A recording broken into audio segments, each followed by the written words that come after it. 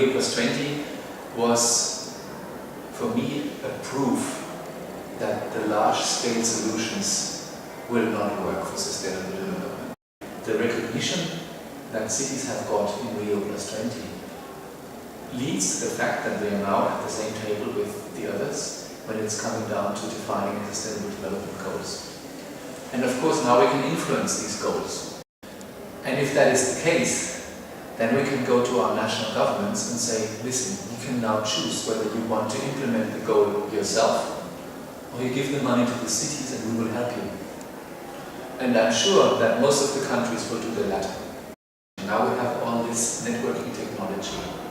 And we were getting the results from Rio in 1992. We had to fax them to the cities in the world. So that's one thing, that Rio was basically proof that we have to go to small-scale solutions that are connected with each other. And I think now coming to the networks like ICLEI, and you're bringing together the people like today. And when the people meet, they're getting recognition. They're not feeling alone with their work in the municipality, and they're also getting inspiration because they're listening to what others have been doing. We call it concerted action.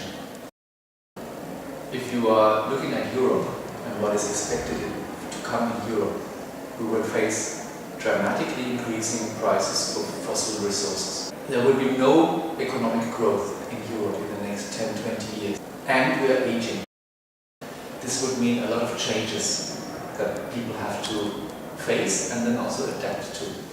And my true belief is that this again will take place in small units. A city that is prepared, that has gained some experience in managing change, will be much quicker in making life again nice.